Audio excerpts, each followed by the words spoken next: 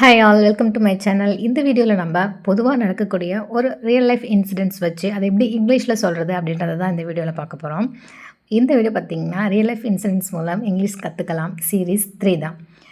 Concept என்னென்னு first தமிழில் பார்த்துடலாம். அதுக்கப்புறமா அதை எப்படி இங்கிலீஷில் ட்ரான்ஸ்லேட் பண்ணுறதுன்றதை பார்க்கலாம். ஹே தெரியுமா, நேற்று நான் மாலுக்கு ஷாப்பிங் போயிருந்தேன். அங்கே இந்த செயின் பார்த்த உடனே அந்த நிமிஷமே ரொம்ப பிடிச்சிருச்சு. அதனால் உடனே வாங்கிட்டேன்.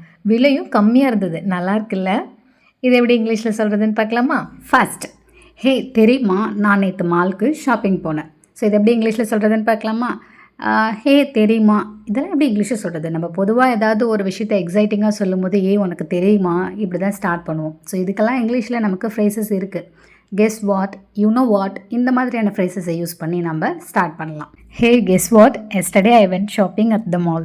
ஐ வென்ட் அப்படின்னு நான் இங்கே கொடுத்துருக்கேன். ஜென்ரலாக போகிறது அப்படின்னா இங்கிலீஷில் நம்ம கோ அப்படின்னு சொல்லுவோம். இந்த இடத்துல நம்ம கோவோட பாஸ்ட் டென்ஸ் என்ன வென்ட் யூஸ் பண்ணியிருக்கோம். ஏன் அப்படின்னா நான் நேற்று போனேன் அப்படின்னு சொல்கிறீங்க.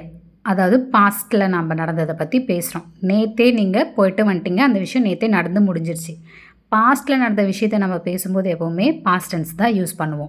நெக்ஸ்ட் பார்க்கலாம். அங்கே இந்த செயின் பார்த்ததுமே பிடிச்சிருச்சு, அதை நல்லா உடனே வாங்கிட்டேன். இது எப்படி இங்கிலீஷில் சொல்லலான்னு பார்க்கலாமா? I found this chain there. I really loved it at first sight. பொதுவாக பார்த்தல் இதுக்கு நம்ம இங்கிலீஷில் சி அப்படின்னு சொல்லுவோம். சி அதோட பாஸ்ட் ஃபார்ம் பார்த்திங்கன்னா சா.